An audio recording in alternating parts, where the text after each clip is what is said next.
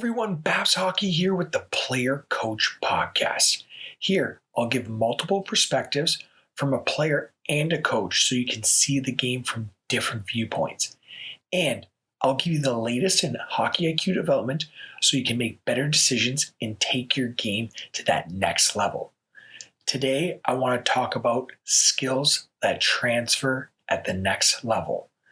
Now, I've been fortunate enough to be able to play at different levels throughout my whole career as I've been moving up from juniors to college to pro, been able to play with so many different players, and I've been able to understand some key skills that translate as you get to that next level. Now, this was one of the players from my social media channel. They really wanted me to talk about it, and I think this is a very important topic, and I'm just going to pick three main skills that matter. And so the first one that I'm going to talk about is skating. And this is a skill regardless of what level you're at. The better skater you are, if you're at a low level, you'll eventually be able to climb your way up to that high level because of your skating ability. This is something that's in your control, and this is something that you need to focus on, especially at a younger age. I don't believe it's the end-all be-all, but the ability to be a good skater, the ability to have good skating mechanics will allow you to open up opportunities and will translate over at the next level. As you move up, you start to notice consistencies within players. So at a lower level, you have some players are good skaters. It's just some average and some below average. As you move up, every player tends to be a good skater. This is something that is the standard now. This is something that is consistent across the board. If you want to play at that elite level, you need to be able to get up and down the ice effectively and efficiently. And so this is a skill that really you can consistently work on. And to be frank, most players know this. This is well-known knowledge, but that's why it's the first one. It's really important to work on your skating. Regardless of my background being hockey IQ, I know its importance, and that's why, especially at a young age, I teach those skating mechanics that matter, because those are crucial for players long-term, especially opening doors. You don't want to give coaches an easy out by saying, he's a bad skater, let's get him out. So, and I've talked about this before, but you don't need to be fast to play fast. It just, again, when you're not a good skater, you're going to require a higher level of IQ just to be at the standard that's set at that next level. So by working on your skating and developing your skating, this is something that should be prioritized early on in your development so that when you start really seeing the game at a higher level, developing your IQ, you can now start to create a competitive advantage with that IQ training versus having a lead IQ and having just to, again, get to the level that everyone else is at when you move up. And now the next one, this is something that isn't talked about, and it's net front wall play. Players truly don't understand this statistic because it's not talked about enough, but a majority of the game is played along the walls. And then in order to score goals, pucks need to get to the net. So the puck is most frequently around the walls and in front of the net.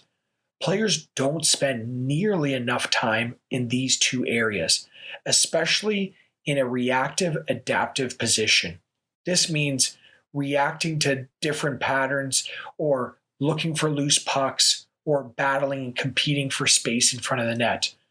I see too many players, if they are working in front of the net, just doing a pre-programmed move or just working on a specific pattern versus you want to be chaotic. You want to be working different options. You want to be reactive around that net front because that's what happens in a game. So the players that are able to continuously develop this skill are able to translate this across as they move up to the next level, because it's so important to be able to play in front of the net. And then again, along those walls, it's really important to work these plays along the wall because the puck is along the walls a majority of the time. So Are you able to maximize your vision along the walls? Are you able to handle the puck with pressure, protect that puck, look for options? Players that really focus on these skills are able to translate them at the next level and allow them to compete and excel as they move up versus having to relearn the skills that matter. This is a skill that translates at that next level. Net front wall play, you need to be able to develop that, and it really matters the context in which you develop it. It needs to be reactive and adaptive, not pre-programmed or specific patterns. You see a lot of coaches do this. They'll just drop a pattern and expect players to do exactly what they want. And that's just not how it happens in a game. First, you need to build those options. You need to build optionality, be able to go short side, pull it across the midline, but then now apply it in a reactive, adaptive position. Can they adapt? Can they solve a problem in front of the net, along the walls, handle rims, handle loose pucks, handle pressure? These are skills that matter. These are skills that translate at the next level. Then the last one is an overwhelmingly big one. It's compete level. You just don't see enough players with high elite level, compete level. You need to be able to compete. Players just don't compete hard enough. And this starts in practice. I've talked about setting the standard. If you set the standard at an elite level that you're going to compete every time you have battle drills, you're going to compete hard. It isn't, I'm too cool to work hard. It's, okay, it's a battle drill. I'm going to compete. This is the skill that translates the most, I think. And so we talked about skating, net front, and wall play. These are all super important.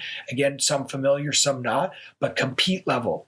This translates at every level. As you move up, you start seeing the compete level rise, and it's something that's consistent across the board. And this doesn't mean you're going to, I don't expect you to win every battle, but I expect you to compete hard. This is a standard I set with my players. I don't get mad at them if they lose a battle.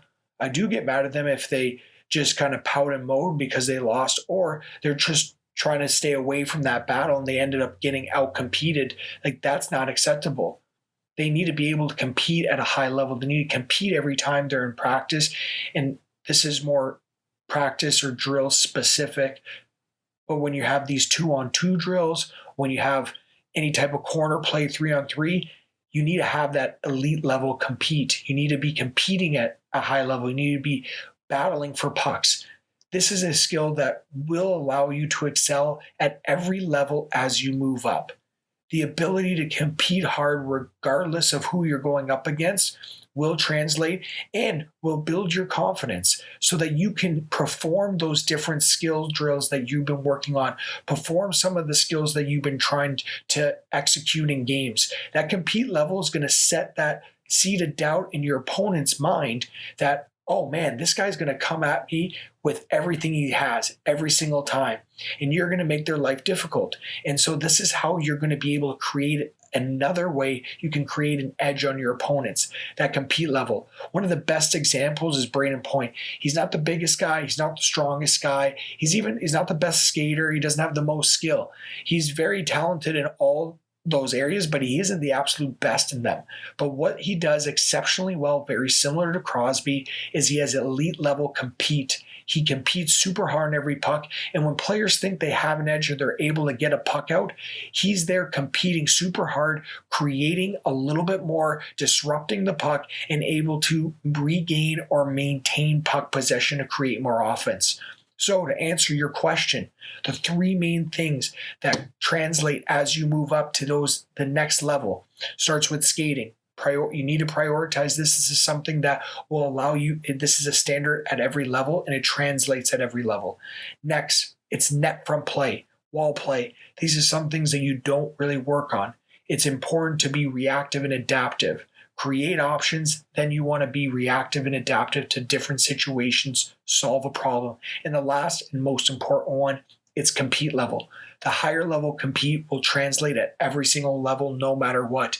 You create that high level compete on top of everything else that you're working on, you're going to be able to translate your skills. You're going to be able to execute as you consistently move up to the next level. That's where players tend to falter. You always see lots of players, or you tend to see lots of high skill players at a certain level, and the second they move up and other players are competing, similar skill level, they're not able to stick. They're not able to execute at the same rate they were able to beforehand. So develop that compete level, set that standard in practice. When you get that opportunity to battle, battle hard. It's not about winning every single battle, but it's about competing super hard, building those habits. And I guarantee you that's going to be able to translate over to that next level and allow you to execute when you move up. So hopefully that answered your question. Thanks for listening and hope you found that very insightful. Now, speaking of IQ, I have the IQ game course with the advanced edition just laid out of the update. So make sure to check that out. And if you haven't signed up, sign up today to take your IQ to that next level. I also have the in-season plan where I go through different video analysis of your shifts. I'll give you bi-weekly reviews, monthly phone calls, and accountability checklists to ensure that I optimize your development for your specific needs. So thanks again for listening and stay tuned for the next podcast to take your IQ and game to the next level.